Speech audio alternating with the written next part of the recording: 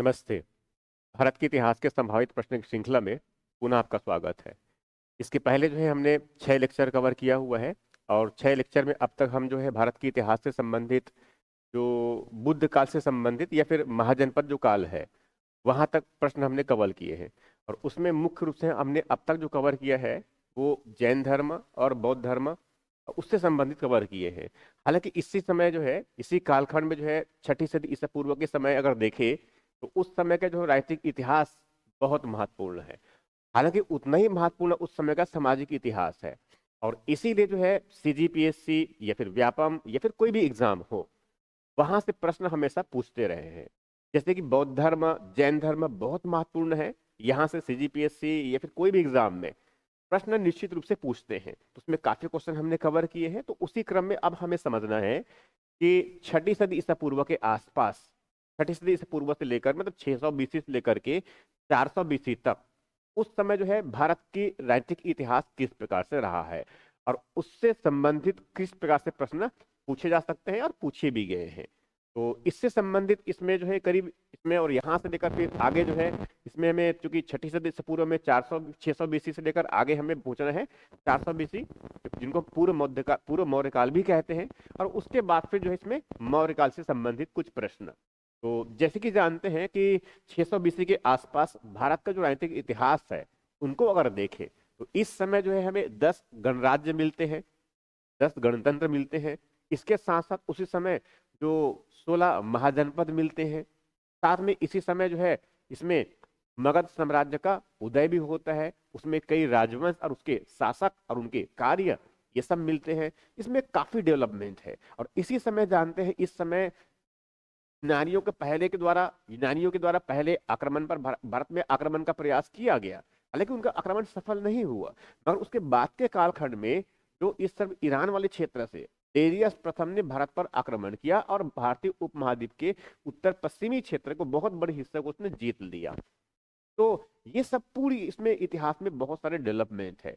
और इसी का अंतिम परिणाम एक प्रकार से लगभग 326 ईसा पूर्व के आसपास सिकंदर जो मकदूनिया का शासक था वहां भी आक्रमण किया।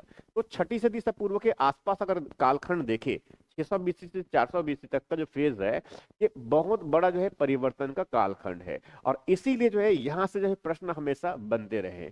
बड़ा परिवर्तन इस तरह से भी कि इसी समय जो है बड़ी मात्रा में लोहे का प्रयोग होना शुरू हुआ। इसी समय भारत में दूसरी बार नगरीकरण होना शुरू हुआ। इसी समय जो है आहत मुद्रा भी जारी किया गया। तो ये उसी समय जो है नवीन धर्मों का उदय भी हुआ। ये कह सकते हैं सामाजिक सुधार की इसमें क्रांति हुआ। पहली बार एक सुधार आंदोलन चलाया गया। तो ये काफी सारा डेवलपमेंट है। और इसीलिए जो है यहाँ से सीजीपीएस या कोई भी एग्जाम हो बहुत स्वाभाविक रूप से यहाँ से प्रश्न पूछते हैं। तो देखते हैं सीधे तौर पे प्रश्न को किस प्रकार से प्रश्न बनाए जा सकते हैं। भारत की इतिहास जो संभावित प्रश्न के जो टॉपिक चल रहे हैं हमारा इसमें वहां महाजनपद काल उसमें राजनीतिक जीवन और उसके बाद फिर आगे इसमें जो है मौर्य काल। तो प्रश्न जो है सीधे देखते हैं इनमें। ये प्रश्न जो है आपके सामने है ये। अब प्रश्न ये है इसमें पहला प्रश्न मतलब आज के लिए पहला प्रश्न। और इसके पहले जो है मैंने लेक्चर जो कवर किया उसमें अब तक मैंने 123 क्वेश्चन कवर कर चुका हूँ भारत के इतिहास से। तो अब इसमें 124वें प्रश्न है। और 124वें प्रश्न चूंकि ये जो है मैं अपने अनुभव से जो लगभग मुझे पढ़ाने का 14 वर्ष का जो अनुभव है और उसके साथ साथ जो मैंने बहुत सारे एग्जाम में जो है जो चीजों को समझा कि क्या प्रश्न बनाए जा सकते हैं कोई चीज इंपॉर्टेंस कब होता है उन बातों को एनालाइज करने के बाद मैंने ये प्रश्न डिजाइन किया हुआ है। तो प्रश्न ये है कि विश्व का पहला गणतंत्र वैशाली में निम्नलिखित में से किसके द्वारा स्थापित किया गया था। कह रहे हैं कि विश्व का पहला जो गणतंत्र वैशाली में निम्नलिखित में से किसके द्वारा स्थापित किया गया था। अब यहाँ पर जो है चार इसमें कुल दे रखे हैं। चार कुल का मतलब एक प्रकार से ये वंश है बेसिकली है। चार कुल वंश की बात कर रहा है। अब प्रश्न ये है देखो जैसे हम इसीलिए कहते हैं कि भारत जो है लोकतंत्र की जननी है। क्यों कहते हैं क्यों क्योंकि प्राचीन भारत में और विशेष रूप से जो है लगभग 600 सदी के आसपास 6वीं सदी ईसा पूर्व के आसपास वैशाली जो है एक प्रमुख गणतंत्र हुआ करता था। वैशाली कहते हैं कि उसमें उनकी जो व्यवस्था जो है वो पूरी तरह से लोकतांत्रिक थी ऐसा कहते हैं। कुल मिलाकर 7,707 राजा एक साथ शासन करते थे ऐसा कहते थे। उनकी न्याय की प्रणाली जो है वो 7 चरणों में, 7 प्रक्रियाओं से, 7 स्टेप्स में गुजरने पड़ते थे ऐसा कहते थे। तो न्याय की बहुत सुगठित व्यवस्था हुआ करता था ऐसे कहते हैं। इसीलिए इसीलिए जो है भारत को जो है लोकतंत्र की जननी भी कहते हैं। इसी से संबंधित प्रश्न है कि विश्व का पहला गणतंत्र वैशाली निम्नलिखित में से किसके द्वारा स्थापित किया गया। अब देखो यहाँ पर 4 इसमें कुल दे रखे हैं, जैसे कि विदेही, विदेह, विदेह मतलब जानते हैं, विदेह के मतलब क्या हुआ, मिथिला, मिथिला के वैदेही कहते हैं। तो ये जो है वैशाली से संबंधित नहीं थे। मल्ल, मल्ल, पावा, पावा के मल्ल, तो एक्चुअल में मल्ल जो है ये पावा में हुआ करता था, ये भी जो है वैशाली में नहीं हुआ करता था। शाक्य, तो शाक्य ये जो है इस तरफ जो कह सकते हैं कि इसमें जो कपिल वस्तु है वहां के हुआ करते थे, वहां पर शाक्यों का शासन हुआ करता था। और इसी में जो है भगवान बुद्ध का, इसी में के शासक, जो शासक के जो के मुखिया थे, शाक्य कुल के जो मुखिया हुआ करते थे, उनका पुत्र इस तरफ भगवान बुद्ध, इसीलिए जो है इसी कुल से संबंधित होने के कारण कभी कभी भगवान बुद्ध को शाक्य मुनि भी कहते हैं। मगर यहां भी जो है वैशाली से संबंधित नहीं था। एग्जैक्टली अगर देखा जाए तो वहां था लिच्छवी, लिच्छवी कुल से संबंधित। तो एक्चुअल में वैशाली में जो है जिन्होंने गणतंत्र की स्थापना किया था वो कौन थे, लिच्छवी कुल से संबंधित थे। तो उत्तर कौन सा आएगा, डी। मगर साथ में हमें जो ध्यान में रखना है कि विदेह कुल, वैदेही कुल जिनको कहते हैं, ये एक्चुअल में मिथिला में हुआ करता था, मिथिला वैदेही उस क्षेत्र में हुआ करता था। मल्ल ये पावा में इनका शासन गणतंत्र हुआ करता था। शाक्य जैसे मैंने बताया इसे यहाँ जो है इस तरह से जो है कि वहां, तो इस प्रकार से ये उत्तर कौन सा आ गया हमारा, डी। अगला प्रश्न, अगला प्रश्न, ये सभी प्रश्न बहुत इंपॉर्टेंट है। जैसे कि प्रश्न अब ये है कि छठी सदी ईसा पूर्व में स्थापित गणतंत्रों में, जैसे मैंने कुल बताया कि कुल उस समय जो है 10 गणतंत्र हुआ करते थे। अब उसी में से मैंने कुछ प्रमुख गणतंत्रों को लिया हुआ है।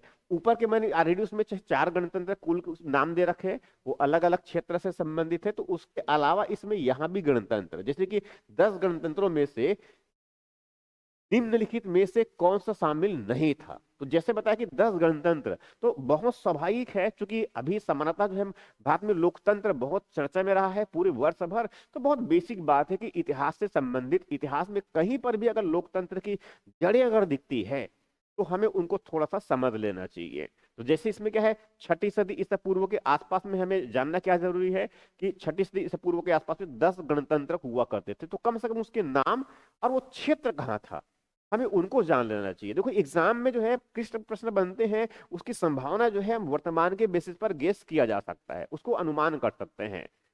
तो स्वाभाविक है। इसके अलावा वैदिक परंपरा में उसमें सभा, समिति, गण, विदत, ये सब जो हुआ करते थे उन संस्थाओं के बारे में बिल्कुल हमें पढ़ लेना चाहिए।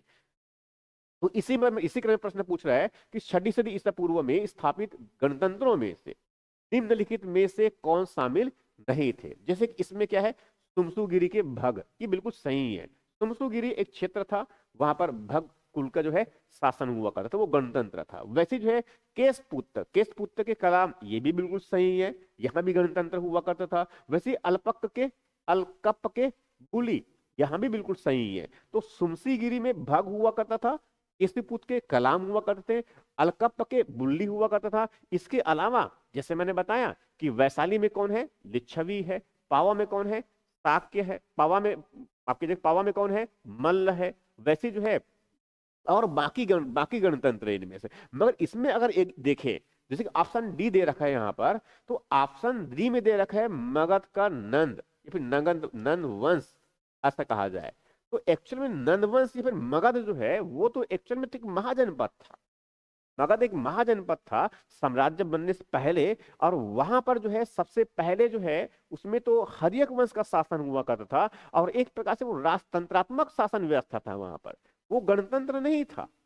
और उसी के बाद जानते हैं कि हर्यक वंश के बाद उसमें एक नागवंश भी आया था, और नागवंश के बाद जो है उसमें एक नई वंश आया जिनको कहते हैं नंद वंश। तो एक प्रकार से मगध को अगर देखा जाए तो मगध वो कोई गणतंत्र नहीं था, बल्कि यहाँ पर जो है राजतंत्रात्मक शासन व्यवस्था था, राजतंत्र था। तो यहाँ उत्तर कौन सा होगा हमारा? डी। ये उस 10 गणतंत्रों में सम्मिलित नहीं था। अगला प्रश्न, अगला प्रश्न, ये बहुत इंपॉर्टेंट है प्रश्न, इससे कई बार पूछे हुए हैं ऑलरेडी, पीएससी यूपीएससी में कई बार इससे संबंधित प्रश्न पूछे हैं।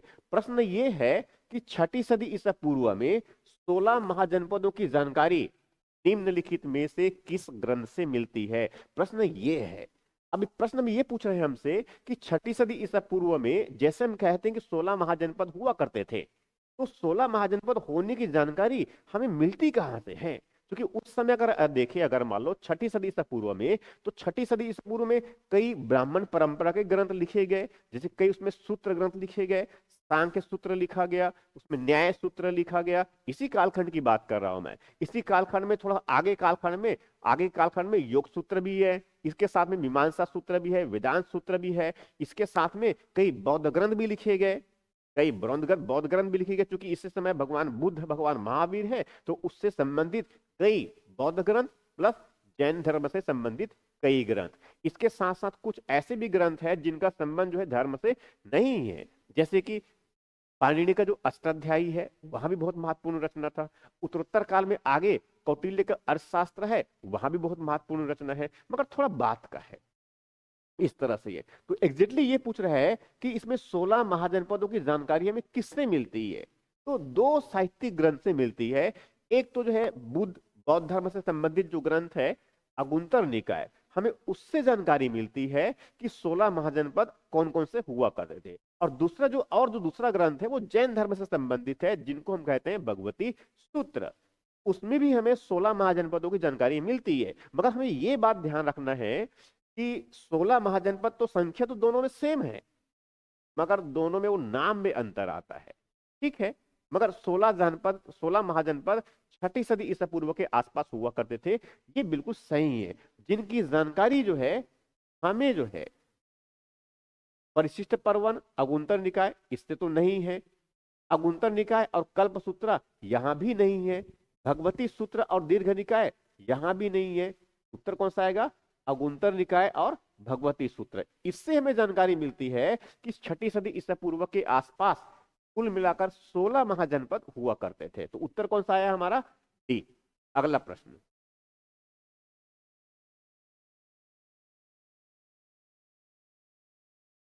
निम्नलिखित में से कौन सा महाजनपद गोदावरी नदी के तट पर स्थित था? देखो ये बहुत इंपॉर्टेंट है। देखो सीजीपीएससी या कोई भी एग्जाम जब तैयारी कर रहे हैं तो उसमें 16 महाजनपद के नाम, उनकी राजधानियां और साथ में उनकी भौगोलिक अवस्थिति, हमें ये जानना बहुत इंपॉर्टेंट है। तो कुछ को मैं मेंशन करता हूं, जैसे कि यहां अगर देखें तो एक्चुअल में अगर देखें यहां पर, तो सबसे पूर्वी क्षेत्र में यहाँ पर अंग महाजनपद हुआ करता था, जिसकी राजधानी जो है चंपा हुआ करती थी, जिनकी राजधानी जो है चंपा हुआ करते थे। और बिल्कुल इस तरफ यहाँ पर बिल्कुल सुदूर पश्चिम में कह सकते हैं, यहाँ पर एक अवंती महाजनपद हुआ करता था, जिनकी जो पहली राजधानी है महिष्मती हुआ करता था।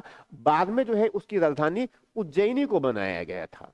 वैसी जो है सबसे दक्षिण में कह सकते हैं, बिल्कुल गोदावरी के तट पर, यहाँ पर गोदावरी के तट पर। और इसी संबंधित प्रश्न है, गोदावरी के तट पर यहाँ पर जो है अस्मक करके जो है एक महाजनपद हुआ करता था, जिसकी राजधानी हुआ करता सुक्तमती, ये राजधानी हुआ करता था। और सबसे उत्तरी क्षेत्र में अगर बात करेंगे तो सबसे उत्तरी क्षेत्र में यहाँ पर जो है गंधार, ये महाजनपद हुआ करता था। राजपुर जिसकी राजधानी हुआ करता था। तो इसमें बीच में तो और भी कई महाजनपद है, मगध महाजनपद है, इस तरफ कोसल महाजनपद है, उस तरफ और भी कई महाजनपद, मगर ये महाजनपद इस प्रकार से हुआ करते थे, उनकी राजधानी भी। साथ में हमें ये भी ध्यान रखना है एग्जाम के लिए कि इस महाजनपद के कुछ प्रमुख शासक कम से कम जो है, जैसे कि मगध में तो जानना ही है ठीक ठाक मात्रा में, मगर अवंती का हो गया, जैसे कि अंग का हो गया, कोसल का हो गया, ये कुछ बड़े शासक है उसमें। ये तो वो एग्जाम के लिए बहुत इंपॉर्टेंट है और वहां से प्रश्न पूछे जा सकते हैं। तो इसी क्रम में पूछ रहे हैं कि निम्नलिखित में से कौन सा महाजनपद गोदावरी नदी के तट पर स्थित था? ये अकेला महाजनपद था जो गोदावरी नदी नदी के तट पर, मतलब बिल्कुल दक्षिण की तरफ कह सकते हैं। क्योंकि मुख्यतः अगर देखें तो महाजनपदों का विस्तार मुख्य रूप से अगर देखें तो एक तो पूरा ये गंगा और जो सिंधु का मैदान है उसी क्षेत्र में मुख्य रूप से, हालांकि इस तरफ अवंती जो है थोड़ा सा इस भारतीय प्रायद्वीपीय क्षेत्र में भी है। छत्तीसगढ़ में जानते हैं उसमें एक भी महाजनपद का प्रत्यक्षतः रूप से कोई विस्तार नहीं था। तो यहाँ एक्चुअल में गोदावरी नदी के तट पर स्थित जो महाजनपद कौन है, वो है अस्मक। उत्तर कौन सा है हमारा, अस्मक या फिर अस्सक भी कहते हैं। इसकी राजधानी जो है जैसे मैंने बताया सुक्तमती इसकी राजधानी हुआ करता था। अवंती जैसे मैंने बताया वहां जो है इस तरफ उज्जैन, जिनको वर्तमान में उज्जैनी राजधानी था, क्षिप्रा नदी के किनारे वहां। वत्स, ये वस्त्र जो है इस तरफ यहाँ पर हुआ करता था, मगर यहाँ भी उसकी उसमें वहां गोदावरी तट पे नहीं था। कंबोज, वो तो बहुत उत्तरी क्षेत्र की बात कर रहा हूं मैं, ये तक्षशिला की तरफ की बात कर रहा हूँ, उत्तर पश्चिमी क्षेत्र में, तो वहां भी नहीं। उत्तर कौन सा है हमारा, सी। अगला प्रश्न, अगला प्रश्न। अब यहाँ पर फिर से जो है उसकी प्राचीन भारत के महाजनपद और उसकी राजधानियों में से कौन सा सही सुमेलित नहीं है, मतलब क्या सुमेलित नहीं है हमसे ये पूछ रहा है। प्रश्न ये है कि कुरुक्षेत्र के सामने दे रखा है इंद्रप्रस्थ, ये बिल्कुल सही है। ये इंद्रप्रस्थ बहुत पुराना नगर हुआ करता था, ये 6ठी सदी ईसा पूर्व के कह सकते हैं एक नगर के रूप में स्थापित हो चुका है इंद्रप्रस्थ। और ये इंद्रप्रस्थ वही है जो महाभारत काल में युद्ध का एक बड़ा कारण भी बना था। और वो क्षेत्र जानते हैं वहां कुरु, जो वर्तमान में हरियाणा के आसपास के क्षेत्र को हम कहते हैं। तो ये तो बिल्कुल सही है कि इंद्रप्रस्थ कुरु की राजधानी, कुरु महाजनपद की राजधानी हुआ करता था। वैसे फिर इस तरफ कह रहे हैं पंचाल। पंचाल एक महाजनपद था इस तरफ पश्चिमी यूपी वाले क्षेत्र में, और उसकी राजधानी जो है अहिच्छत्र हुआ करता था, ये बिल्कुल सही है। वैसे अगर थोड़ा सा और देखें यहाँ पर कोसल महाजनपद बहुत महत्वपूर्ण है। क्यों, क्योंकि भगवान बुद्ध सर्वाधिक जो उपदेश दिए हैं वो कोसल महाजनपद में ही दिए हैं। वहां के एक शासक हुआ करते थे प्रसेनजीत, वहां के शासक हुआ करते थे प्रसेनजीत, और साथ में उनकी पत्नी मल्लिका, और साथ में उनकी उनकी बहन महाकोसला। ये सब बहुत इंपॉर्टेंट रहे हैं, भगवान बुद्ध के अनुयायी भी रहे हैं। इसीलिए जो है कोसल महाजनपद में भगवान बुद्ध के सर्वाधिक जो है उपदेश दिए हैं। तो इसी के संदर्भ में तो पहली इसकी राजधानी, पुरानी राजधानी कहते हैं वो साकेत। हालांकि कुछ समय बाद में राजधानी जो है इनका श्रावस्ती भी हुआ था, राजधानी इनका श्रावस्ती भी हुआ करता था। तो ये तो यहाँ भी बिल्कुल सही है। तो ऊपर के तीनों ऑप्शन सही है। अब यहाँ पर दे रखा है जैसे कि वत्स और उज्जैन। उज्जैन एक्चुअल में जैसे बताया मैंने, ये एक्चुअल में अवंती की राजधानी हुआ करता था, अवंती महाजनपद की राजधानी हुआ करता। तो यही सही मैच नहीं है। तो उत्तर कौन सा आ गया हमारा, डी। तो प्रश्न ऐसे बनाए गए हैं, पहले भी कई बार प्रश्न बनाए गए हैं, ये बहुत ट्रेडिशनल प्रश्न है। तो कम से कम महाजनपदों के नाम, उनका क्षेत्र कहां पर था, उसमें कुछ प्रमुख शासक, और उससे संबंधित यदि मान लो कोई राजवंश है तो हमें जरूर देखना चाहिए। एग्जाम के जो है अक्सर इस तरह के प्रश्न बहुत ट्रेडिशनल तरीके से पूछे हुए हैं, क्योंकि इजी प्रश्न है, 2 नंबर मिलने हैं, तो ऐसे प्रश्न को बिल्कुल हमें याद कर लेना चाहिए। अगला प्रश्न,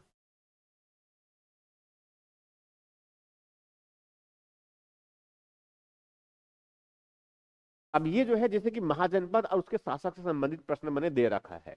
प्राचीन भारत में महाजनपद और उसके शासक से संबंधित युग में से कौन सुमेलित नहीं थे, मतलब कौन सही नहीं है ये पूछ रहा है। जैसे कि अब मगध, तो मगध तो एक बहुत शक्तिशाली महाजनपद हुआ करता था। मगध एक प्रकार से आगे उत्तरोत्तर काल में, चूंकि उनके पास में संसाधन अधिक हुआ करते थे, उनके पास लोहा है, फर्टाइल जमीन उनके पास में है, हाथियां बड़ी मात्रा में उनके लिए उपलब्ध है, साथ में उनकी जो राजधानी है, पहली राजधानी गिरिवज्र, वो पहाड़ियों से घिरा हुआ है। उनकी दूसरी राजधानी पाटलिपुत्र, वो 3 तरफ से नदियों से घिरा हुआ है। तो इसी कारण से जो है मगध आगे चल करके उत्तरोत्तर काल में अपने राज्य का विस्तार किया, उनको भी अपने अधीन कर लिया, काशी भी उनको मिल गया, आसपास के कई और बड़े क्षेत्र को अपने अधीन कर लिया, कई गणतंत्र को भी अपने में अधीन कर लिया, और एक बड़ा राज्य, और उसके बाद उसने एक साम्राज्य बनाया जिनको हम कहते हैं मगध साम्राज्य, जिसमें कई राजवंश हुए। राजवंश की शुरुआत जो है, ऐसे कहते तो पौराणिक है कि विद्रथ वंश हुए थे, मगर ऐतिहासिक राजवंश के रूप में उसमें हर्यक वंश, फिर नागवंश, फिर नंदवंश, और वही फाइनली जो है लगभग 4वीं सदी ईसा पूर्व के आसपास मौर्य वंश की शुरुआत हुई। ये बहुत इंपॉर्टेंट है। मगध, यहाँ के शासक हुआ करते थे हर एक वंश में अजातशत्रु। पहले तो ठीक है, उसमें बिंबिसार एक शासक हुआ करते थे, उसी के पुत्र हुए अजातशत्रु, ये बिल्कुल सही है। इसके बाद मगध के शासक हुए थे उदयन, उसका जो पुत्र हुआ करता था, तो ये बिल्कुल सही है। बी ऑप्शन, अंग। अंग जो है महाजनपद, इसको अगर ऐसा अगर देखा जाए तो यहाँ पर मगध हो गया, तो यहाँ पर बिल्कुल पूर्वोत्तर क्षेत्र में, बिल्कुल पूर्वी भारत वाले क्षेत्र में, बिहार के जो भागलपुर क्षेत्र है वहां पर अंग महाजनपद हुआ करता था। और ये महाभारत वाले काल में यही अंग महाजनपद, अंग से जो है अंग राज्य से कर्ण संबंधित हुआ करते थे। तो इस समय जो है अंग महाजनपद का जो शासक हुआ करता था उसका नाम था ब्रह्मदत्त, ये बिल्कुल सही है। आगे चल करके जो है ये अजात शत्रु जो है, इन्होंने एक प्रकार से कैसे मगध महाजनपद ने आगे एक प्रकार से राज्य का विस्तार कर उसने अंग को भी अपने में अधिकार कर लिया, ये बिल्कुल सही है। वैसे जो है अवंती, अवंती जैसे बताया मैंने, इसकी प्राचीन राजधानी जो है महिष्मती हुआ करता था, मगर बाद में राजधानी इसका उज्जैनी बना। यही के बहुत शक्तिशाली शासक हुआ करते थे चंद्रप्रद्योत। इसने भगवान बुद्ध को अपने उपदेश के लिए आमंत्रित भी किया था। हालांकि स्वयं फिर आगे जो है जैन धर्म के समर्थन भी रहे हैं, जैन धर्म के संरक्षक भी रहे हैं। तो अवंती के प्रमुख शासक यहाँ चंड प्रद्योत हुआ करता था, बिल्कुल सही है। अब ऊपर के 3 सही है, इसका मतलब डी ऑप्शन इसे मैच नहीं होने वाले हैं। जैसे अब यहाँ पर क्या दे रखा है, जैसे कोसल महाजनपद दे रखा है। कोसल महाजनपद में एक बहुत महत्वपूर्ण शासक हुए थे, बड़े शक्तिशाली शासक हुए थे, जिनको कहते हैं प्रसेनजीत, जिनकी बहन जो है महाकोसला, वो बहुत इंपॉर्टेंट रहे। उनकी पत्नी, प्रसेनजीत की पत्नी मल्लिका, वो बौद्ध के, भगवान बुद्ध के अनुयायी बने थे। भगवान बुद्ध सर्वाधिक उपदेश इसी कोसल महाजनपद में दिए थे, मगर उसकी राजधानी, उसमें उसके शासक प्रसेनजीत हुआ करते थे, ना कि उदयन। ये उदयन एक्चुअल में जो है अजात शत्रु का उत्तराधिकारी था, जो मगध महाजनपद का शासक था। तो उत्तर कौन सा है हमारा, डी, यही सही सुमिलित नहीं है। अगला प्रश्न,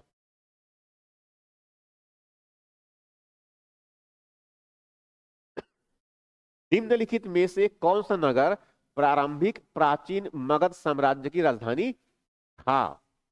मतलब ये देखो, मगध साम्राज्य की राजधानी अगर देखे, मगध साम्राज्य मतलब पहले तो मगध महाजनपद हुआ करता था, मगर मगध महाजनपद आगे चलकर जब उसने राज्य का विस्तार कर लिया तो एक विशाल साम्राज्य बन गया। हालांकि उतने बड़े साम्राज्य नहीं था जितना कि मौर्यों का हुआ करता था। तो एक प्रकार से अगर देखा जाए तो मौर्य साम्राज्य की स्थापना से पहले मगध साम्राज्य की स्थापना हो चुका था। और उस मगध साम्राज्य में जो है कई वंश, जैसे कि सबसे पहले वंश हर्यक वंश था, जिसमें सबसे पहले शासक बिंबिसार था। उसके बाद दूसरे शासक अजातशत्रु हुआ, तीसरा शासक उदयन हुआ। उसके बाद फिर और भी कई शासक हुए, कि उसके परिप्रेक्ष्य में प्रश्न पूछ रहा है कि निम्नलिखित में से कौन सा नगर प्रारंभिक प्राचीन मगध साम्राज्य की राजधानी था। अब देखो, इसकी सबसे प्रारंभिक जो राजधानी है वो एक्चुअल में जो है राजगृह, राजगृह, या फिर कभी कभी इनको जो है राजगीर भी कहते हैं, या फिर कभी कभी इनको गिरी वज्र भी कहते हैं। ये चारों तरफ से एक प्रकार से पहाड़ियों से घिरा हुआ था, पहाड़ी दुर्ग था ये कह सकते हैं। ये बहुत महत्वपूर्ण था, लंबे समय तक ये जो है मगध साम्राज्य की राजधानी रही है। हालांकि उसके बाद जो अजातशत्रु करके इसमें शासक हुए, उसने एक नया नगर की स्थापना किया पाटलिपुत्र का, गंगा, सोन और गंडक नदी के संगम पर। आगे चल करके जो शासक हुए उदयन, उसने उनको अपनी राजधानी बनाया था। तो दूसरी राजधानी अगर देखा जाए तो कौन हुआ इसमें, वहां था पाटलिपुत्र, ये दूसरी राजधानी। हालांकि आगे चल करके जो है इसमें कुछ समय के लिए कालाशोक करके शासक हुए नागवंश का, उसने जो है वैशाली को, उसने वैशाली को राजधानी बनाया था कुछ समय के लिए। हालांकि उसके बाद फिर से वापस राजधानी कहाँ चला गया, वो पाटलिपुत्र में ही चला गया। तो इस प्रकार से जो है मगध साम्राज्य की राजधानी 2-3 अवधियों में परिवर्तन रहा है। सबसे पुरानी राजधानी उनका गिरिवज्र अर्थात राजगृह हुआ करता था। उसके बाद पाटलिपुत्र उसकी राजधानी, और सर्वाधिक समय तक पाटलिपुत्र ही उसकी राजधानी हुआ करता था। उसके बाद कुछ समय के लिए वैशाली राजधानी बनाया गया, मगर फिर से वापस पाटलिपुत्र को राजधानी बना लिया गया। तो इसी के परिप्रेक्ष्य हम पूछ रहे हैं, तो उत्तर कौन सा आएगा? सबसे प्रारंभिक राजधानी क्या था हमारा? मगध साम्राज्य का राजगृह। चंपा जानते हैं कि अंग महाजनपद की राजधानी था। उज्जैन ये अवंती की राजधानी था। और पाटलिपुत्र ये मगध का था, मगर बहुत बाद में। तो उत्तर कौन सा आया? ए। अगला प्रश्न,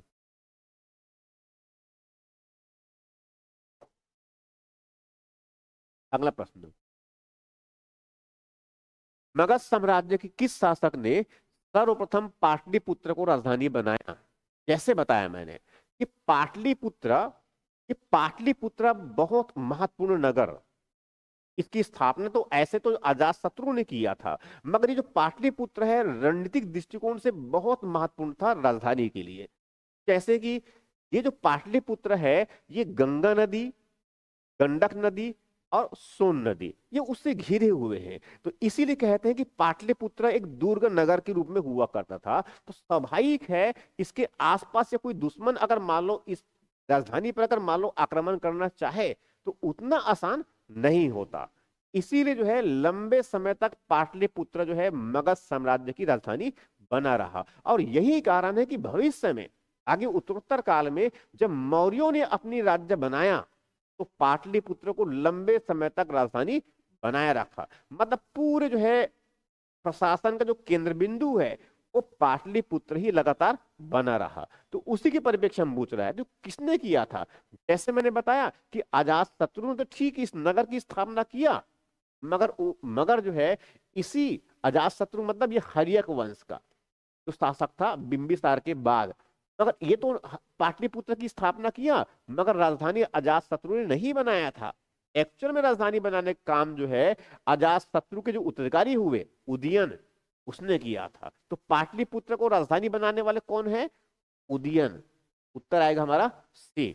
और ऐसे अगर बाकी देखे कालाशोक, कालाशोक जो है ये जो है शिशुनाग वंश का शासक था इसी मगध में। और कनिष्क तो ये बहुत बाद का शासक है जो कुषाण वंश से संबंधित है, ये हम जानते हैं। तो उत्तर कौन सा आएगा हमारा? सी। अगला प्रश्न,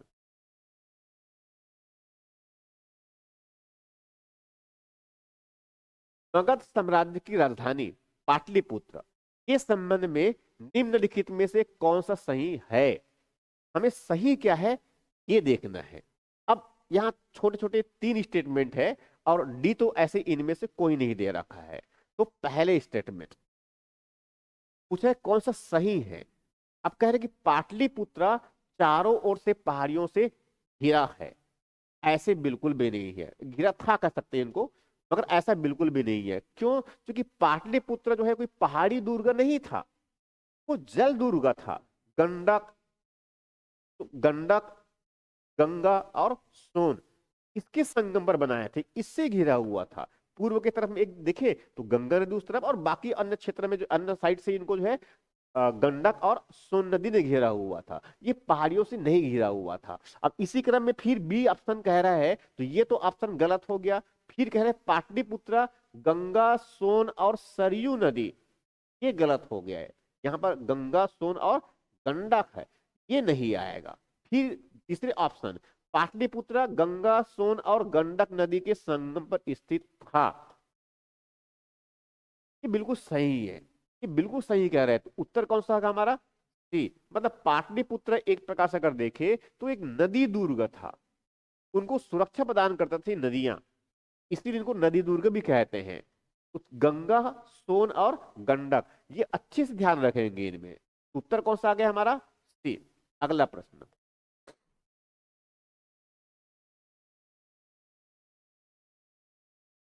अब प्रश्न ये है कि मगध साम्राज्य में शासन करने वाले राजवंशों का सही क्रम निम्नलिखित में से कौन सा है? देखो मगध साम्राज्य जैसे मैंने बताया पहले तो छोटा छोटा जनपद हुआ करता था, उत्तर वैदिक काल में जानते हैं। उसके पहले पूर्व वैदिक काल में जन हुआ करता था, फिर जनपद बने। कई जनपदों को मिलाकर छठी सदी ईसा पूर्व के आसपास में महाजनपद बने। 16 महाजनपद थे, उस 16 महाजनपद में से एक बहुत शक्तिशाली हुए जिनको हम कहते हैं मगध, मगध महाजनपद। आसपास के छोटे छोटे और जो महाजनपद थे जैसे कि अंग, काशी, उन सबको और साथ में कुछ गणतंत्र उन सब पर अधिकार कर लिया, अपने राज्य का विस्तार कर एक विशाल साम्राज्य का निर्माण किया, जिनको हम कहते हैं मगध साम्राज्य। इसमें कई राजवंशों ने शासन किया। सबसे पहला जो ऐतिहासिक राजवंश, जिनको हम कहते हैं हर्यक वंश, ये पहला राजवंश था जिसमें सबसे पहले शासक बिंदुसार हुआ करता था। बिंदुसार के बाद या उनकी हत्या करके, उसके पुत्र ने ही उनकी हत्या करके, जो अजातशत्रु जिनका पुत्र था, उन्होंने जो है बिंबिसार की हत्या करके से फिर राजा बना। उसके बाद उदयन जो अजातशत्रु का पुत्र था, उसने जो है अपने पिता अजातशत्रु को हत्या करके राजा बना। इसीलिए जो है इस अजातशत्रु और साथ में उदयन को पितृहंता भी कहते हैं। क्यों? क्योंकि उन्होंने अपने पिता को मार करके राज्य को अधिकार किया था। ये तो हर्यक वंश की बात हुई। हर्यक वंश के बाद जो है इसमें हालांकि और भी शासक हुए, मगर उत्तरोत्तर काल में जो है जब हर्यक वंश के शासक बहुत कमजोर हुए, तो एक शिशुनाग करके जो है नागवंश के कुछ शासक थे, जो उन्हीं के सामंत थे, एक प्रकार से उन्हीं के अधिकारी थे। उन्होंने जो है हर्यक वंश के जो अंतिम शासक थे नागदशक, उसको हटा करके उसने एक नई वंश की शुरुआत की, जिनको हम कहते हैं शिशुनाग वंश। जिन्हें सबसे पहले शासक शिशुनाग था, उसके बाद फिर आगे चल करके उसमें काकवर्ण या फिर जो है काकवर्ण या फिर कालाशोक, ये शासक हुए। ये बहुत महत्वपूर्ण शासक है। इसके बाद फिर आगे इसी क्रम में कुछ शासक और हुए, मगर इनको भी बहुत जल्दी से इस वंश को हटा दिया गया और मगध में जो है अब एक नई शक्तिशाली वंश की शुरुआत हुई, जिनको कहते हैं नंद वंश। जिसमें महापद्मनंद बहुत शक्तिशाली शासक हुए, जिनमें कुल कहते हैं कि 9 शासक हुए, जिनमें अंतिम शासक था घनानंद। और वहां से फिर मौर्य वंश की शुरुआत हो जाती है। तो ये एक प्रकार से अगर देखा जाए तो मगध साम्राज्य में जो है वंशों का जो क्रम है, पहले हर्यक, हर्यक के बाद फिर इसमें नाग, नाग के बाद फिर इसमें नंद, और उसके बाद फिर आगे जिसमें जो है मौर्य, और मौर्य का जब पतन होता है तब जाकर आगे इसमें जो है शुंग वंश इस तरह से स्थापित हुआ। तो ये एक्चुअल में मगध का राजनीतिक इतिहास है, उसमें राजवंश के क्रम में। तो यहां पर सही उत्तर क्या आएगा? अब इसमें हर्यक के बाद नाग तो ठीक है, मगर शुंग और नंद में यहाँ पर गड़बड़ हो गया है, क्योंकि नंद जो है ये बहुत बाद का है। तो ये पहला ऑप्शन तो ऐसे भी गलत हो गया। दूसरा देख लेते हैं, हर्यक, नाग या शिशुनाग, फिर नंद, फिर मौर्य और शुंग। ये ऑप्शन बी बिल्कुल सही है। तो उत्तर कौन सा आएगा हमारा? बी। तो हमें ये ध्यान में रखना है कि मगध साम्राज्य में जो वंश परंपरा चली है, सबसे पहले हर्यक वंश, उसके बाद नागवंश, उसके बाद नंदवंश, उसके बाद मौर्य वंश, और मौर्यों को जब पतन हुआ तब वहां पर जो है शुंग वंश की स्थापना हुआ। तो ये जो है मगध साम्राज्य का रणनीतिक इतिहास है। तो उत्तर कौन सा है हमारा? बी। अगला प्रश्न,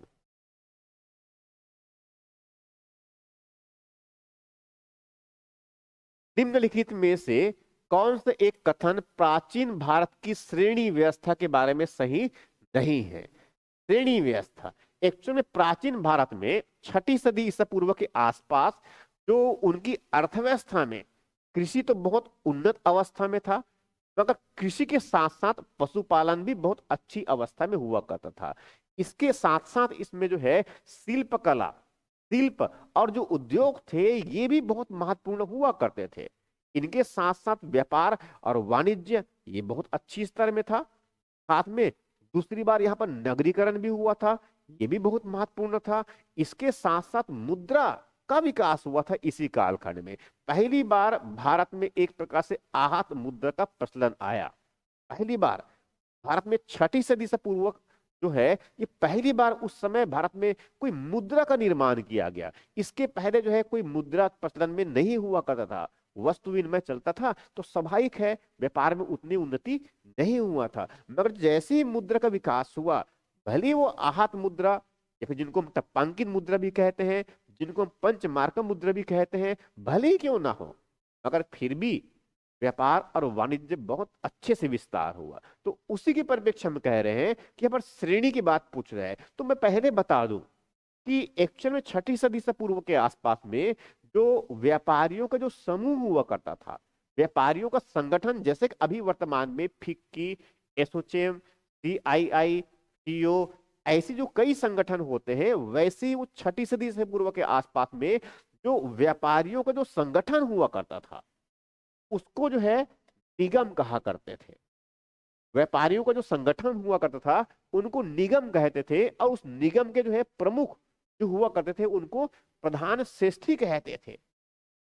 इनके प्रमुख को जो है प्रधान श्रेष्ठी कहते थे। ये एक्चुअल में व्यापारियों का जो है समूह था। ये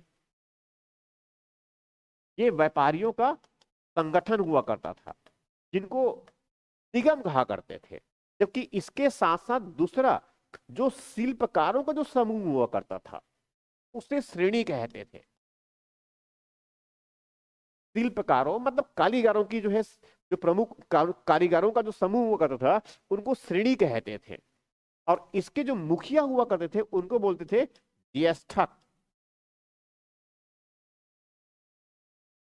इनके मुख्य कहते थे ज्येष्ठक, या फिर ज्येष्ठक, या फिर उनको प्रमुख ही कहते थे। तो इस प्रकार से थोड़ा सा हमें ध्यान में रखना है कि 6ठी सदी ईसा पूर्व के आसपास में उस समय एक श्रेणी, एक संगठन के रूप में है, जो शिल्पियों का, जो कारीगरों का संगठन है, जिसके मुखिया जो है ज्येष्ठक होते हैं। वैसे ही दूसरा जो है व्यापारियों का जो समूह है, उनका जो संगठन है, उनको निगम कहते हैं। और निगम के जो मुखिया होते हैं, उसे प्रधान श्रेष्ठी कहते हैं। तो ये बहुत इंपॉर्टेंट है। 6ठी सदी से पूर्व में व्यापारिक गतिविधियों के संचालन में इनका बहुत बड़ा योगदान है। उसी से संबंधित प्रश्न पूछ रहा है। अब प्रश्न ये है कि इसमें देखना कौन सा सही नहीं है, प्रश्न में ये पूछते हैं, मतलब गलत हमें चून करना है। अब प्रश्न ये है कि श्रेणी शिल्पकारों का संगठन था, ये तो बिल्कुल सही है जैसे मैंने बताया। उसके बी ऑप्शन, उत्पादित वस्तुओं की गुणवत्ता और कीमत संबंधित श्रेणी के द्वारा निर्धारित किया जाता था, ये बिल्कुल सही है। ये अभी वर्तमान में ठीक है, अभी जो है ये तो पूरी सरकार के नियंत्रण में काम करता है। और उस समय जो है राजतंत्रात्मक सरकार की भी अपनी राजतंत्रात्मक व्यवस्था था, उनकी भी अपने नियम कायदे कानून चलते थे। मगर साथ में व्यापारियों के लिए व्यापारियों के द्वारा ही बनाए गए कायदे नियम और कानून चलते थे उनके। इसीलिए कह रहा है कि जो श्रेणी है, ये श्रेणी जो है, ये उत्पादित वस्तुओं की गुणवत्ता और कीमत संबंधी जो भी निर्धारण करना था, वो सब के सब श्रेणी के द्वारा ही निर्धारित करते थे। ये बिल्कुल सही है। सी ऑप्शन, श्रेणी अपने सदस्यों के आचरण पर भी नियंत्रण रखा करते थे। यह बात भी बिल्कुल सही है। जो श्रेणी है, वो जितने उसमें शिल्पकार जो समूह हैं, उनके आचरण पर भी नियंत्रण रखते थे। और एक प्रकार से ये कह सकते हैं कि इसमें 3 स्टेटमेंट दे रखा है श्रेणी से संबंधित, ये तीनों बातें सही है अब तक में। तो स्वाभाविक है उत्तर क्या आने वाला है, डी। क्योंकि इसके तो हम पढ़े भी नहीं है, मगर ऊपर के अगर तीनों सही है और पूछा क्या है हमसे, गलत क्या है ये पूछा हुआ है, तो स्वाभाविक रूप से क्या आना चाहिए, डी आना चाहिए। मगर हमें देखना ये है कि क्यों गलत हो रहा है। जैसे इनके बारे में कह रखा है, यहाँ व्यवस्था केवल उत्तर भारत में प्रचलित था, ऐसा नहीं है। ये जो श्रेणी और निगम की जो व्यवस्था है, ये श्रेणी और निगम की जो व्यवस्था है, ये उत्तर भारत के साथ साथ दक्षिण भारत, पूरे भारत में प्रचलित था, ऐसा कह सकते हैं। ये बिल्कुल सही है। तो ये उत्तर भारत नहीं, बल्कि ये उत्तर प्लस दक्षिण संपूर्ण भारत में प्रचलित हुआ करता था। ये स्टेटमेंट क्या हो गया, गलत। उत्तर आएगा हमारा डी। अगला प्रश्न,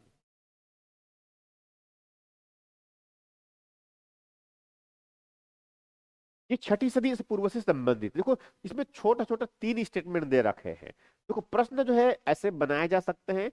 आजकल सीजीपीएससी में इस तरह का ट्रेंड चला हुआ है कि थोड़ा सा हल्का हल्का छोटा सरल सरल प्रश्न उनको दे दिया जाए, मगर स्टेटमेंट के बेस पर ही है। तो इसीलिए जो है प्रश्न मैंने ऐसा कुछ फैक्चुअल भी है कुछ, और साथ में यहाँ भी।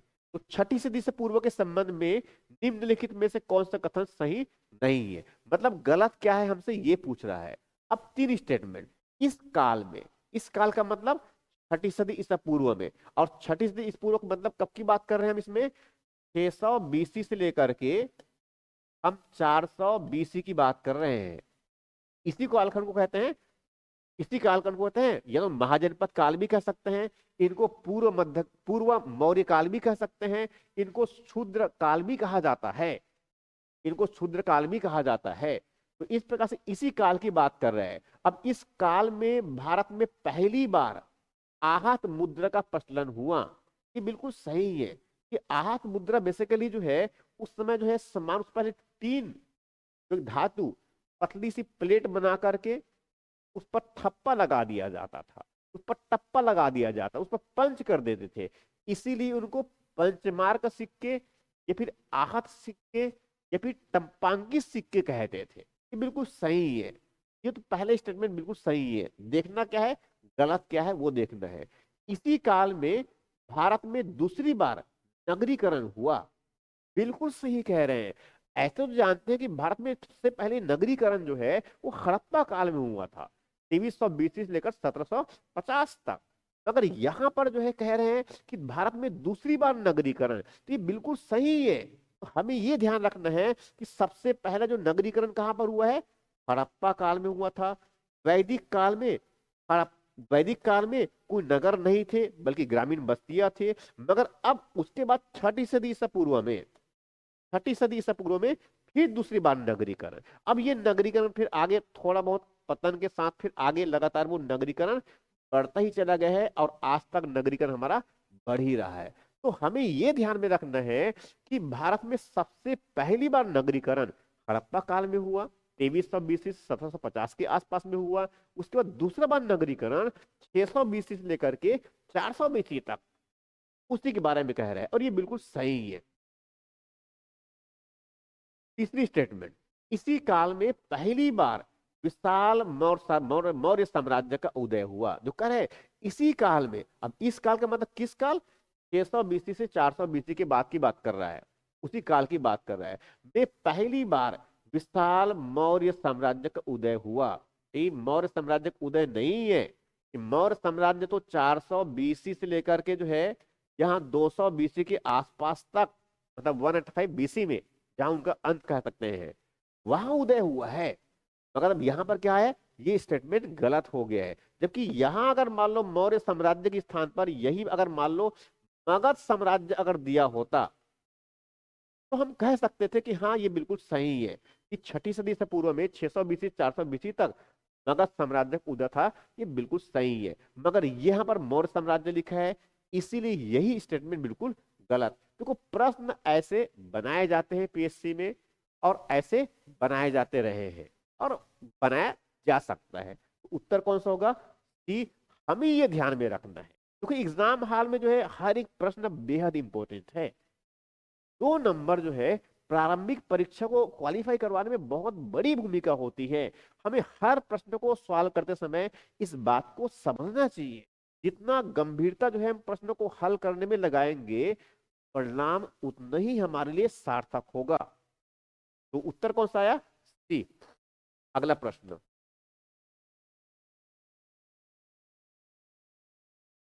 छठी सदी ईसा पूर्व में निम्नलिखित में से किसके आक्रमण के प्रभाव से भारतीय उपमहाद्वीप के उत्तर पश्चिमी क्षेत्र में खरोष्ठी लिपि का विकास हुआ। देखो ये जो प्रश्न बहुत इंपॉर्टेंट है क्योंकि भारत में जो है एक नई लिपि, मतलब भारतीय उपमहाद्वीप में एक नई लिपि के विकास की बात कह रहा है और हमें जानना बेहद इंपॉर्टेंट है। और हमें जानना इसलिए बेहद इंपॉर्टेंट है क्योंकि सम्राट अशोक ने भी अपनी जो है आदेशों को जो है उसी लिपि में आगे उत्तर पश्चिमी क्षेत्र में उसी लिपि में उसने विकसित करवाया, उसी लिपि में उन्होंने उत्कीर्ण करवाया था। अब प्रश्न देखते हैं विकल्प कैसे।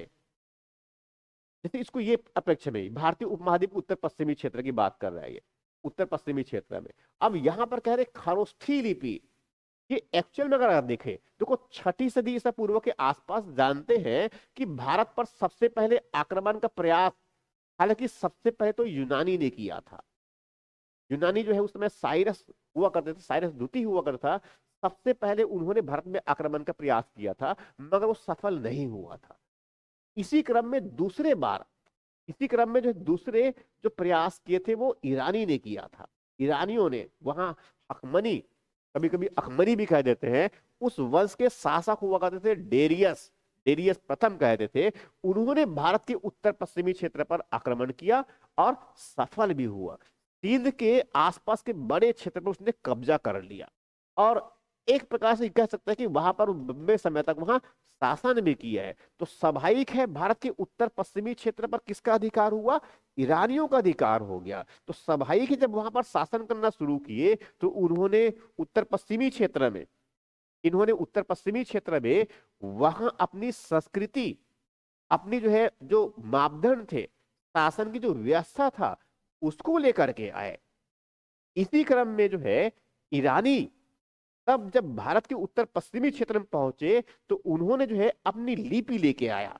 तो ईरानियों की जो लिपि हुआ करता था उनको बोलते थे अरामाइक लिपि, उनको बोलते थे अरामाइक लिपि। और ये भारत में ऑलरेडी यहाँ पर उस समय भारतीय लिपि हुआ करता था। तो अरामाइक लिपि और जो भारतीय लिपि है, इन दोनों की मेल से एक नई लिपि का विकास हुआ उत्तर पश्चिमी क्षेत्र में, जिनको हम कहते हैं खरोष्ठी लिपि, जिनको कहते हैं खरोष्ठी। तो फिर यूं कहे कि उत्तर पश्चिमी क्षेत्र में ईरानियों ने आक्रमण किया तो अपनी लिपि अरामाइक लेके आए और भारतीय लिपि के साथ सम्मिश्रण हुआ और उससे एक नई लिपि का विकास हुआ उत्तर पश्चिमी क्षेत्र में, जिनको हम कहते हैं खरोष्ठी लिपि। और यही वो खरोष्ठी लिपि है जिसमें सम्राट अशोक ने उत्तर पश्चिमी क्षेत्र में अपनी आदेशों का उसने अंकन करवाया, अपने स्तंभ लेखों में करवाया। इस तरह से तो ये एग्जैक्टली उत्तर कौन सा आएगा हमारा? यहां होगा ईरानी। जी, यूनानी तो जो है सफल बाद में हुए। तक ये सब बहुत बात के हैं, कुषाण भी बहुत बात के हैं। तो एग्जैक्टली इसमें कौन उत्तर आएगा हमारा? ईरानी। अगला प्रश्न,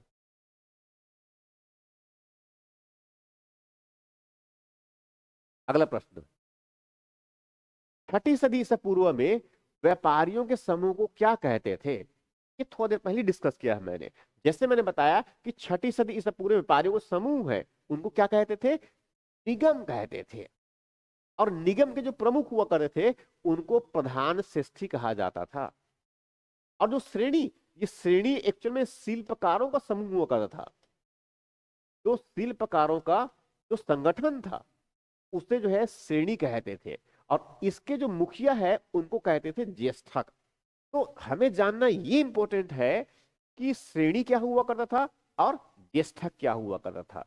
तो छठी सदी से पूर्व में जो श्रेणी शिल्पियों का संगठन हुआ करता था जिसके मुखिया ज्येष्ठक हुआ करते थे, जबकि इसी समय ही जो व्यापारियों का समूह हुआ करता था उनको निगम कहते थे।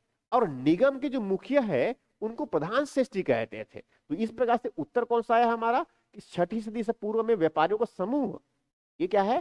निगम। उत्तर आया सी। अगला प्रश्न, अब यहां से जो है हम अब गुप्त काल, यहां से हम अब जो है मौर्य काल की तरफ आगे बढ़ रहे हैं। अब देखो यहां से भारत के इतिहास को और कालखंड को अगर देखें तो पूरे भारत के इतिहास को अगर देखें तो अब तक थोड़ी सी मैं बेसिक स्ट्रक्चर बता दूं मैं कि जो भारत के जो इतिहास है, इतिहास का जो कालक्रम है इनका, कालानुक्रम कह सकते हैं इनका। तो सबसे पहले बताया मैंने पाषाण काल है, इसके बाद फिर इसमें ताम्रपाषाण, उसके बाद इसमें हड़प्पा, हड़प्पा के बाद इसमें मुख्य रूप से वैदिक, वैदिक के बाद इसमें महाजनपद काल, और महाजनपद के बाद इसमें मौर्य काल। पूरे कालखंड इस प्रकार से चली हुई है। अब इसमें अगर फेज भी देखेंगे तो हड़प्पा 2320 से लेकर 1750 बीसी, वैदिक 1520 से लेकर के 1000 बीसी तक, वैसी महाजनपद 600 बीसी तक, और 600 बीसी से 400 बीसी तक, फिर मौर्य काल 400 बीसी से इस तरफ 200 बीसी तक। ये पूरी कालखंड है। तो भारत के इतिहास को हमें इस क्रम में समझना है और साथ में इनको सही तरीके से समझने का तरीका, इसके मैंने 4 बेसिक उसके फार्मूला बताया था। इस पूरे कालखंड में और कम से कम जो है वैदिक से आगे कंटिन्यू में हमें सबसे पहले देखना होता है उनकी राजनीतिक जीवन, उसके बाद दूसरा देखना होता है आर्थिक जीवन, तीसरा देखना होता है उसके सामाजिक जीवन, चौथा देखना होता है उनकी सांस्कृतिक जीवन को। इस तरह से है। तो पूरे भारत के इतिहास को मतलब समझो कि यहां तक कि मध्यकाल तक भी, पूरे मध्यकाल को भी, मतलब 1707 तक पूरा जो फेज है हम इसी परिवर्तन में देख सकते हैं कि राजनीतिक जीवन में किस प्रकार से परिवर्तन आया।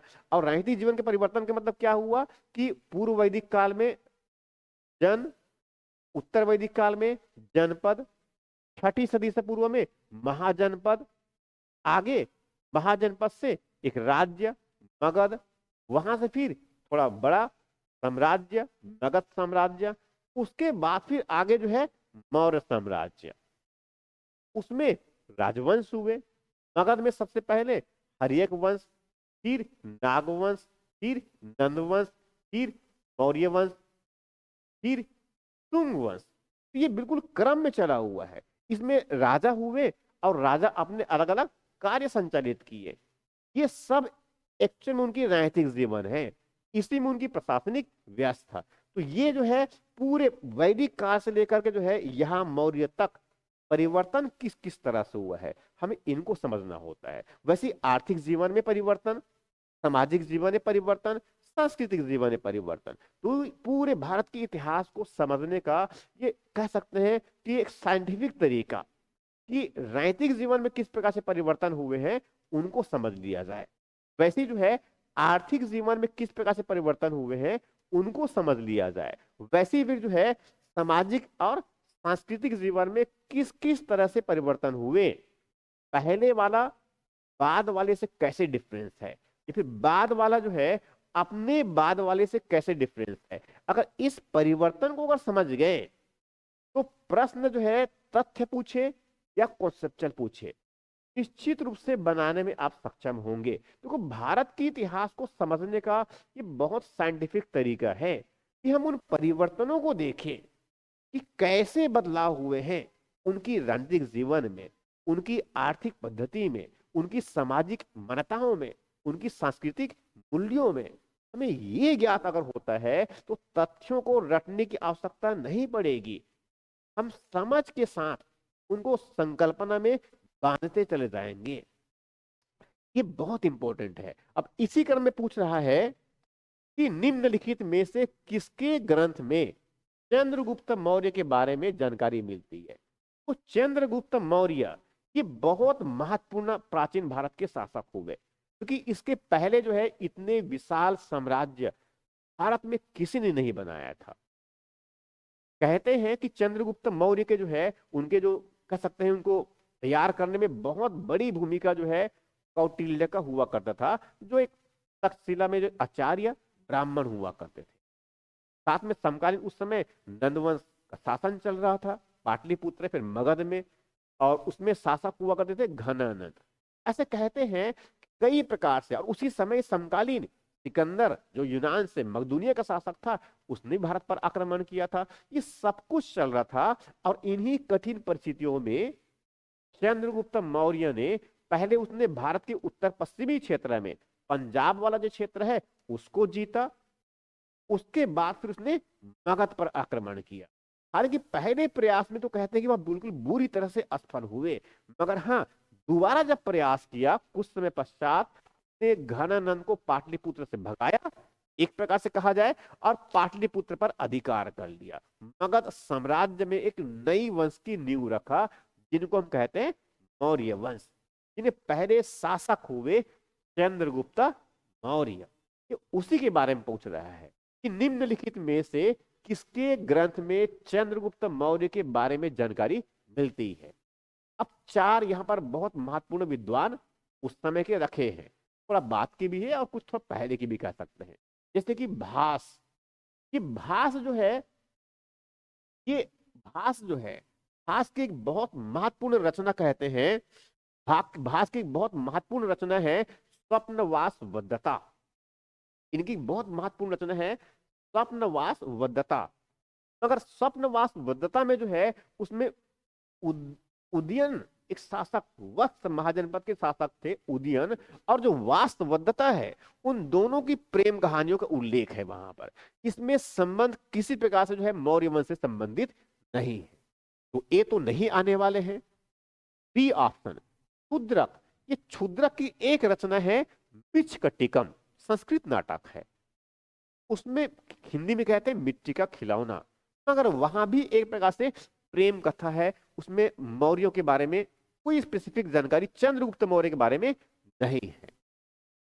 चौथा लेता हूं पहले मैं अश्वघोष को। अश्वघोष ये एक्चुअल में कनिष्क के दरबार में बौद्ध भिक्षु और महत्वपूर्ण दार्शनिक हुआ करता था। इन्होंने एक रचना बुद्ध चरित लिखा, बहुत इंपॉर्टेंट। सौंदरानंद भी एक बहुत इंपॉर्टेंट इनकी रचना, सौंदरानंद और बुद्ध चरित। मगर यहां भी जो है तो बहुत बाद के कालखंड के हैं, ये बहुत बाद के कालखंड, मतलब इसमें कुषाण वंश के, मतलब कब की बात कर रहे हैं, लगभग पहली सदी ईसा पूर्व के आसपास की बात कर रहा हूं मैं। तो यहां तो इसमें कोई जानकारी नहीं है। सी ऑप्शन विशाख दत्त, ये बहुत इंपॉर्टेंट है। विशाख दत्त का तो ऐसे तो अगर देखें तो दो बहुत महत्वपूर्ण रचना है, एक मुद्रा राक्षस है, दूसरा जो है देवी चंद्रगुप्तम, देवी चंद्रगुप्तम। तो मुद्रा राक्षस में जो है ऐसा कहते हैं कि जो पहला कुछ खंड, मतलब इनका शुरुआती जो हिस्सा है, उसमें चंद्रगुप्त मौर्य ने कैसे नंद शासकों को परास्त किया, घनानंद को कैसे सत्ता से हटाया, इसकी जानकारी मिलती। और दूसरी रचना देवी चंद्रगुप्तम, जिनका संबंध इस तरफ मौर्य वंश से नहीं है। तो ये एग्जैक्टली अगर देखा जाए तो विशाख दत्त जो है उनकी एक रचना मुद्रा राक्षस, हमें उससे जानकारी मिलती है चंद्रगुप्त मौर्य की।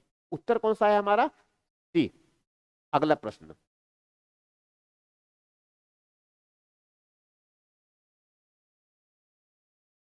निम्नलिखित में से किस अभिलेख से जानकारी मिलती है कि चंद्रगुप्त मौर्य का प्रभाव पश्चिम भारत में था?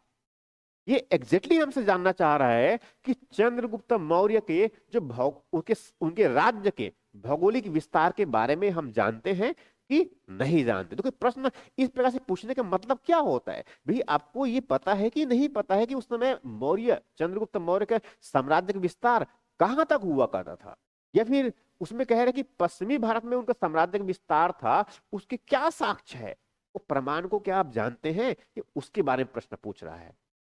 स्वाभाविक है, जैसे कि हम कहते हैं कि किसी भी क्षेत्र के बारे में जानने का दो बेसिक सोर्स होता है, एक साहित्यिक स्रोत होता है और दूसरा पुरातात्विक स्रोत होता है। कोई पुरातन अवशेष अगर उसके संबंधित या चंद्रगुप्त मौर्य से संबंधित कुछ जानकारी अगर मिलता है उस क्षेत्र में, तो ये इंडिकेट कर सकता है कि हाँ वहां पर मौर्यों का प्रभाव था, और विशेष रूप से चंद्रगुप्त मौर्य की बात कर रहे हैं। तो जैसे अब यहां जो है देखो, निम्नलिखित में से किस अभिलेख से जानकारी मिलती है कि चंद्रगुप्त मौर्य का प्रभाव पश्चिम भारत में था? अब पश्चिम भारत की मतलब कहां की बात कर रहे हैं?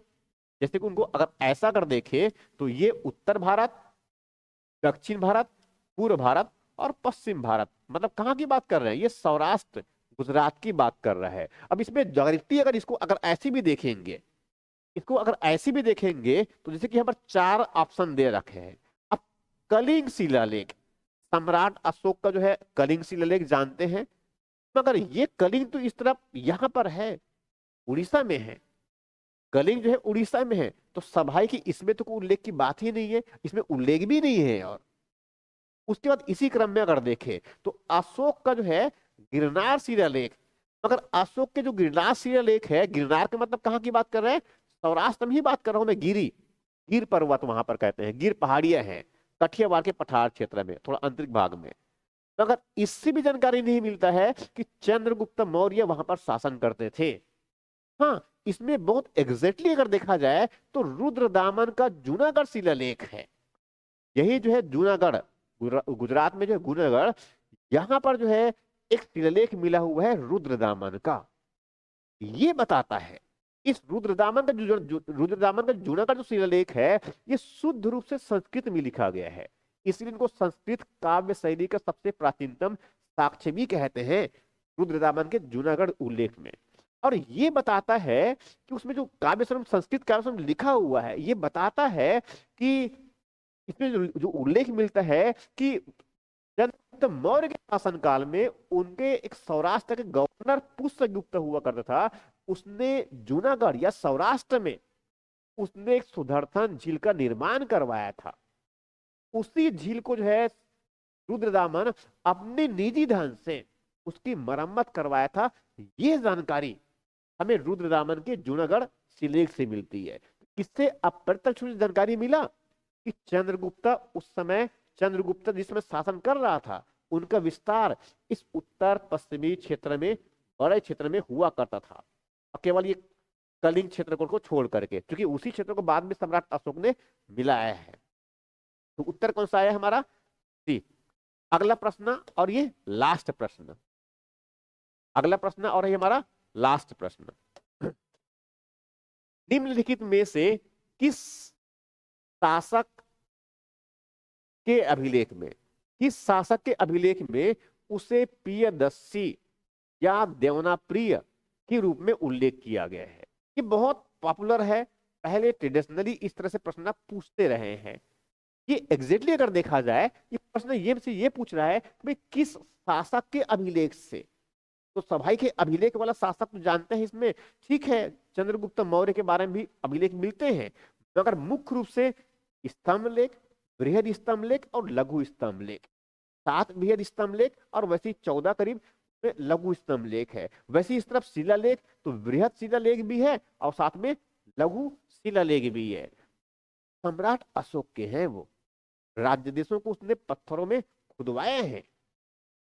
उससे जानकारी मिलती है उस समय राजा सोचते क्या थे, अपनी प्रजा के बारे में क्या सोचते हैं, अपने धर्म की संस्कृति के बारे में क्या सोचते हैं। तो ये एग्जैक्टली अगर देखा जाए तो ऐसा तो जो है चंद्रगुप्त मौर्य का नहीं है, जिनको प्रियदर्शी या देवना प्रिय, देवताओं का प्रिय, तो एग्जैक्टली अगर देखा जाए तो ऐसा जो है सम्राट अशोक के जो है उनके लेखों में मिलता है, सम्राट अशोक के लेखों में मिलता है कि उनके लिए जो है देवना प्रिय, देवताओं का प्रिय या फिर प्रियदर्शी, तो सबको प्रिय है, सबको समान रूप से देखता है, इसी की बात कह रहा है।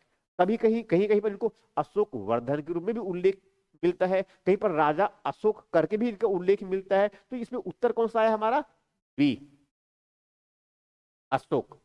अब उसके बाद बाकी इसमें और भी क्वेश्चन है, जैसे इसके बाद इसमें बहुत सारे क्वेश्चन मैंने मौर्य काल से संबंधित बहुत इंपॉर्टेंट क्वेश्चन मैंने बना रखा है ये, मगर हाँ ये क्वेश्चन हम जो है अभी जो नेक्स्ट लेक्चर कवर करेंगे इसमें, क्योंकि इसमें बहुत सारे क्वेश्चन ऑलरेडी जो है मौर्य काल से संबंधित है और बहुत इंपॉर्टेंट है।